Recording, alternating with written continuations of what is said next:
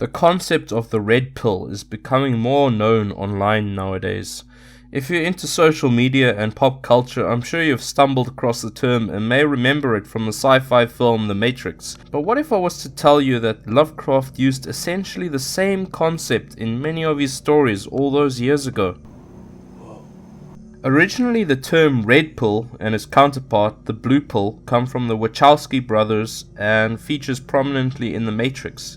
In the film, an artificial intelligence has enslaved mankind and created a simulated world that everyone believes is reality, in this case, the world we were living in the 90s. Taking the red pill awakens the protagonist Neo, and he escapes the false reality and sees things for how they really are. When used in a non-Matrix context, the meaning is similar. The idea is that taking the red pill will result in one seeing the truth, or a truth about reality, from the little things to the big picture, implying that the generally accepted narrative regarding whatever topic is the incorrect one. What is revealed will probably be hard to accept, and things like cognitive dissonance can occur, if not a mental breakdown in extreme cases. Let me out! Let me out! I want out! Easy, Neo. Easy. Stay away from me. Taking the blue pill, on the other hand, means to dismiss the idea that there is anything false in our generally held beliefs about the world, dismissing the idea of an uncomfortable truth for the feeling of safety and comfort, feelings over facts.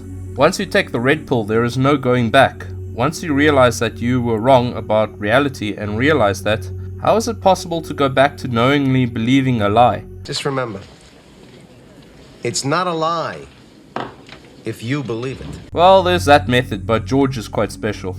In The Matrix, Cypher eventually becomes so disgusted with reality that he wishes he never took the red pill, preferring the feeling of comfort the lie provided him, or rather living in a time when he didn't see the lie for what it was.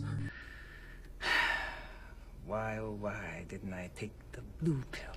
Desperation, panic, and a feeling of being trapped and alone can set in, and I think that's what drove Cypher to do what he did.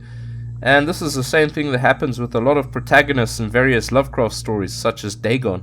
I should digress momentarily to point out that the term red-pilled, or red pill, when mentioned, is usually meant with political connotations these days.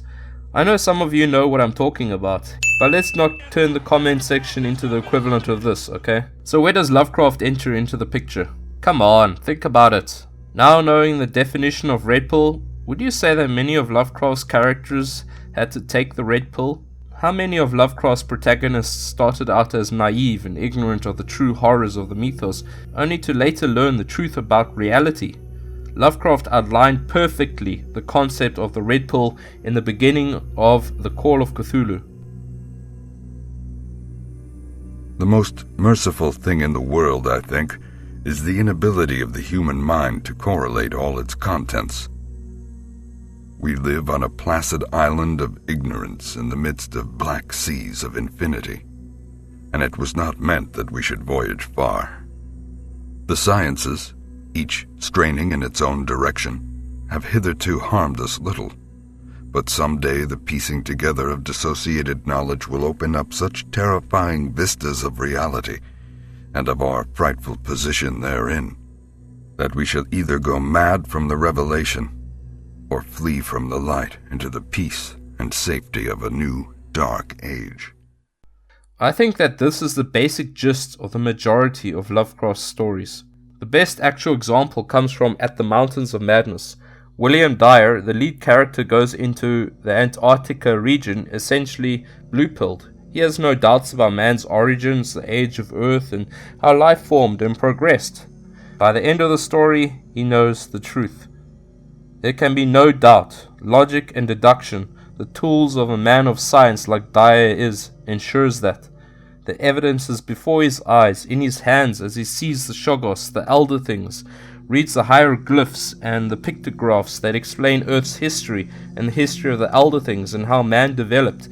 He touches the buildings the Elder Things created, and who knows what the fuck his colleague Danforth saw that drove him insane at the end of the story. He found out the reality of the world, the reality of man, and man's place in it. This is the actual reality, not what he believed before. One might say, well, in other stories, when the protagonist discovers vampires or ghosts exist, it's the same thing, they got red-pilled too. To that I say, those stories are a little bit different. Yes, the characters in a Bram Stoker or J. Sheridan Le Fanu or E.F. Benson story definitely did discover vampires or ghosts exist, but typically in these stories the protagonist was aware of the legends of these mythical entities and just didn't believe them, and the revelation is much more milder than in like a Lovecraft story, because in these horror stories it's more like, oh wow, okay, ghosts actually do exist, everything I heard about is actually true. But in a Lovecraft story, take At the Mountains of Madness again, nobody could even fathom that such revelations could be true. That is the key difference, I think. I just think Lovecraft does horrific reveals a lot better than any other writer. So, when Lovecraft's protagonists encounter truths about reality that shakes their understanding and beliefs to the core, can you say that they took the red pill like what happened to Neo in The Matrix? Absolutely. In both cases, let's say Neo and William Dyer, they discover that the world is absolutely not at all like what the masses believe it to be. What they've discovered they cannot tell the blue-pilled individual about without sounding crazy or being met with hostility.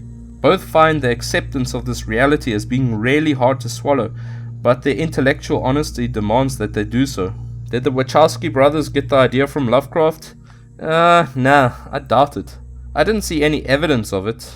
I know that they got their inspiration for The Matrix from older sci-fi films and manga and the philosopher Jean Baudrillard, did I say that right? Notably in the book Simulacra and Simulation, which Neo owns in the film. Anyway, they did a great job on that film and I'm not accusing them of stealing. Was Lovecraft the first guy to come up with the idea of humanity en masse believing a false reality about itself and the protagonist discovering this? Actually, I didn't know. I really don't know. If you know of any other writers before Lovecraft who wrote a similar sort of red pill, blue pill type of thing, let me know in the comments. Anyway, that's just my 2 cents on this short video. To me, Lovecraft is the one I think about when I hear the term red pilled and not The Matrix. What do you think? Let me know in the comments and I'll see you all in the next video. Cheers.